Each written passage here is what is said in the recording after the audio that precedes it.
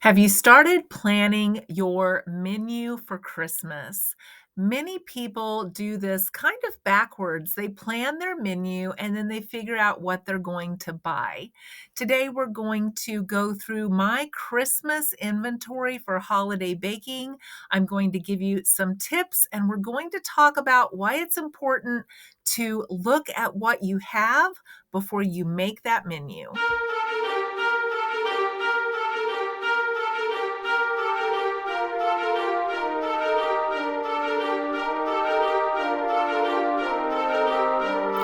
I learned so much about my own holiday baking and shopping habits when my husband and I owned a grocery store for 7.5 years in a town of under 500 people.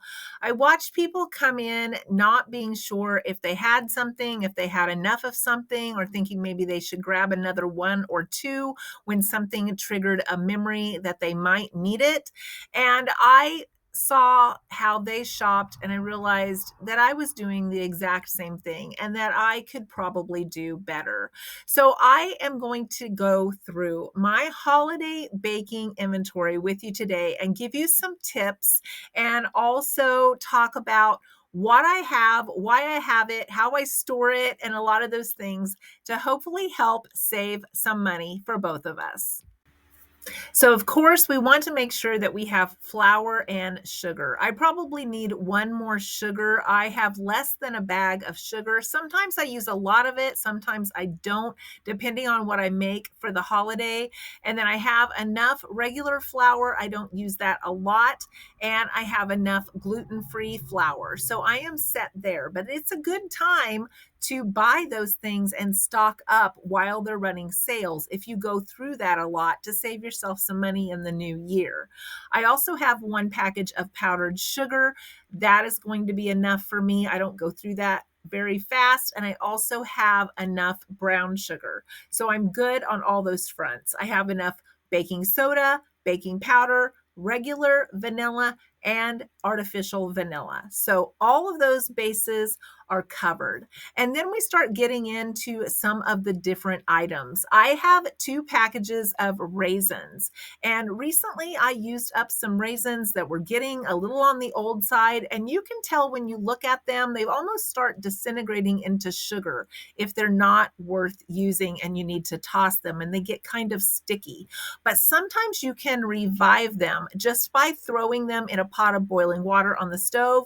Let them boil for a few minutes and sit in that hot water and then drain them off and add them to your baking as usual and they will plump back up.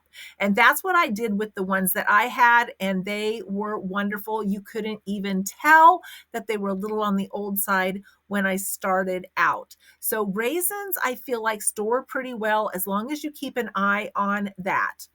I also have 3 cans of pumpkin. 2 of them I just bought this year because I was down to 1 can of pumpkin, but butternut squash also substitutes really well for pumpkin. If you bake that and then you mash it up and measure it out, you can substitute that. But another great substitute for pumpkin is canned yams. And I have a bunch of these, so I'm going to be doing some baking with these since they're older than my new pumpkin I just bought.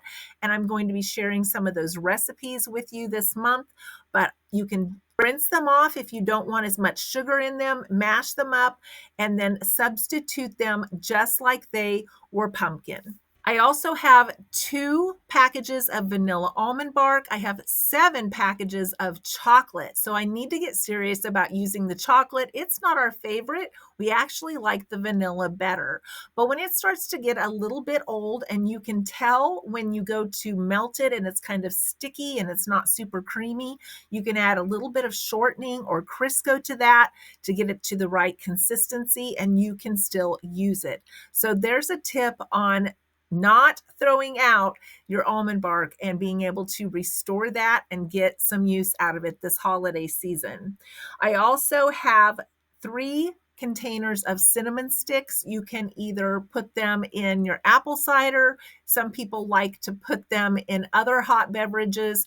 You can throw them in a pot on the stove with some orange peel and make kind of a pulpery, Christmassy festive smell in your house.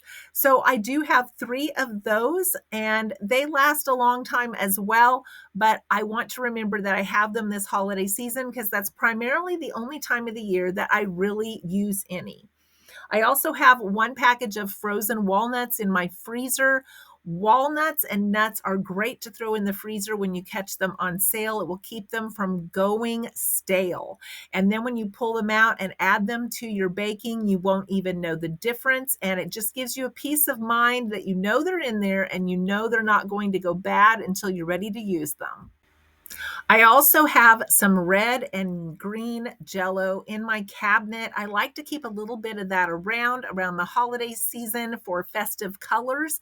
Sometimes I pull that out and make some frugal recipes. My family still eats Jell-O really well, and they like some of the family recipes that we've used throughout the years. And so I always like to keep a couple of those in the cabinet, and I do have those. And then you want to make sure that you have the spices you need. This is one of the places that I saw people spend a lot of extra money in the grocery store picking up extra spices that were seasonal because they weren't sure if they had nutmeg or cloves or all of those great things. And then if you get home and you have them, it's probably going to be a long time before you use up the last one. And now you have an extra 1 or 2. So I think we all have extra cloves, nutmeg, and all those kinds of things that we have done that in our pantry. And that's why I started making a lot of my own spices, because I already had so many spices in my pantry. I figured, why not use them rather than buying the pre-made?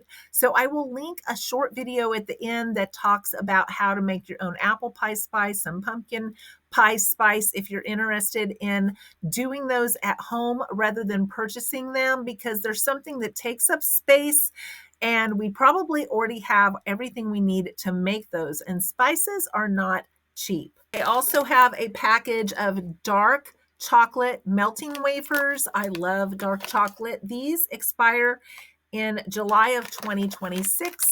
So I need to either freeze these or use them. And I want to remember that. So I'm glad that I went through my inventory because I might have forgotten that I purchased these. So we're also going to go through my extracts and my sprinkles. I had decided I wasn't buying any more sprinkles. I used up my red and my green last year, and I thought, this is something that I can do without. They're expensive. I don't really need them. I just use them kind of when I make like almond bark pretzels and things like that. And I don't need to replace them. There's something I made a decision that was just extra money, wasn't needed. Then I went to the Amish discount store and found that they had a bunch of them marked down to 59 cents. And I changed my mind. So I keep my extracts and my sprinkles in a coffee container. Don't pay attention to the brand. It was not very good, but it works great for a storage container. So I have all kinds of extracts. They last forever, and I'm not going to get rid of them because they are some rare flavors, and I like that I have the option of using these, and I can only imagine how much it would cost to replace them if I could even find some of these rare flavors. I do have some orange extract. I made this last year. It needs to be in a dark bottle. I don't have one, so I keep it in a dark cabinet, but I just substitute this for like orange zest in recipes and things like that. So I made my own orange extract, but I also have maple, peppermint, which would be great for Christmas, black walnut, and I have almond extract. I use this in my cranberry cake. So I go through quite a bit of this. I have 1.5 of these. Banana extract, rum, and strawberry. So those are some rare flavors. And as you can see, I am not going to get rid of those. They are so old, they're in glass bottles instead of like my almond extract that's in this little cheap plastic bottle, but I don't care. They're going to keep. They're in a dark container. They'll be fine. And then I have some food coloring in here.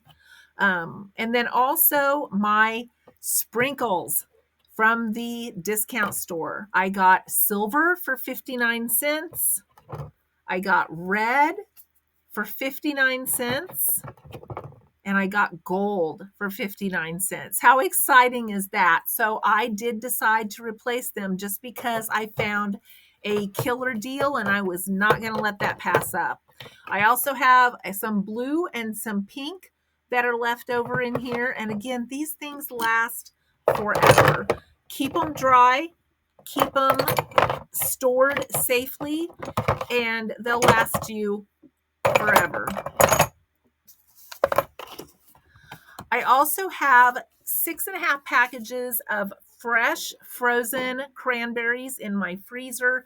I like to throw those in the freezer in the bag that they come in when I buy them at the store, and I can use them anytime throughout the year. I can use them in baking, I can use them in my sweetbreads, and then I bought a fresh bag of cranberries for $1 this year on Manager's Special. That's in my refrigerator in case I want to make a fresh cranberry salad. I also have corn syrup. I have some cans of pie filling.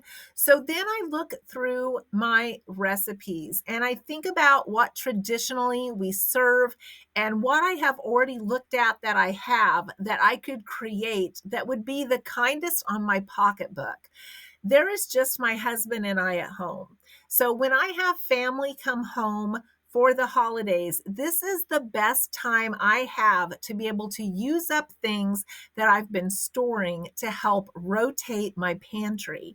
So I will use up some of these things and I will pick recipes that call for these things first so that I can keep my pantry rotated.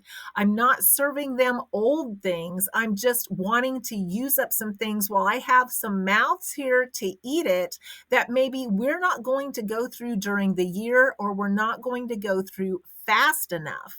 So I want to pull out some of those traditional recipes that call for some of these items and list those on my menu as I think about it. So I start making my menu early. I start making little notes on what I want to serve and what it would require for me to buy to go ahead and serve that. So I have one column of the food, and on this other side, I have if I need anything else to support that recipe that's not in my kitchen. And then that is my shopping list. Let me know how you create your menu. Do you use this as a time to make new items? Do you stick to the traditional items? How do you do it? I am curious to know. So that is pretty much my holiday inventory. And there are a few of the tips that I have thrown in there as well. I hope that they help someone today. If you have your own YouTube channel, I encourage you, collab with me, do a little video on what your holiday inventory looks like. I would love to see it. I love watching other frugal channels, and I appreciate all of you joining with me today. Did I leave anything out? Did I forget anything that I should have on there? Let me know. Also, as a side note, I am doing a Vlogmas this year. I'm going to do videos December 1st through December 24th. They're going to have holiday content, frugal content, recipes, traditions, and all kinds of fun holiday festive stuff in there. The videos will be a little bit shorter since there's one every day, but I hope that you will tune in and enjoy the content this holiday season. And I thank you all for being here today.